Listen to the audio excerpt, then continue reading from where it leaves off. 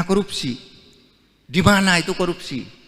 Hasil temuan Transparansi Internasional itu korupsinya ada di DPR. Menteri Koordinator Bidang Politik, Hukum, dan Keamanan Mahfud MD menyoroti turunnya Indeks Persepsi Korupsi atau IPK Indonesia yang anjlok dari skor 38 menjadi 34.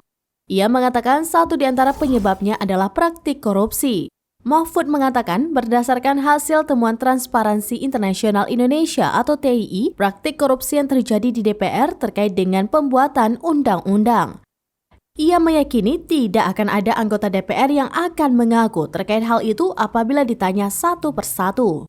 Meski demikian, kata dia, hal tersebut bersumber dari hasil penelitian lembaga internasional itu. Undang-undang, pembuatan undang-undang itu pakai bayar tuh menurut hasil penelitian tuh. Ya kalau ditanya satu-satu pasti tidak ada yang ngaku. Tapi itu hasil SIGI internasional, di mana orang di luar negeri itu kalau berurusan, ini internasional. Wah Pak, sulit di DPR harus bayar begini, ini kasusnya gitu. Hal tersebut disampaikannya dalam acara dialog kebangsaan bersama Profesor Dr. Mahfud MD bertajuk Penegakan Hukum dan Kesejahteraan Umum di Kampus Institut Filsafat dan Teknologi Kreatif Ledalero, Nusa Tenggara Timur atau NTT pada 30 Mei 2023.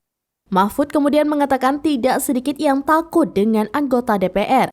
Sehingga lanjut Mahfud mereka mau mengikuti keinginan anggota DPR tersebut. Tidak hanya itu, Mahfud juga menyoroti terkait proses pembuatan undang-undang.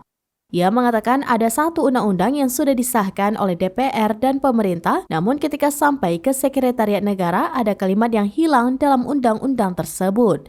Sebelum dikirim ke Sekretariat Negara, kata dia ada yang mencoret kalimat tertentu dalam undang-undang tersebut. Ada anggota DPR yang terlibat dalam konflik of interest. Apa?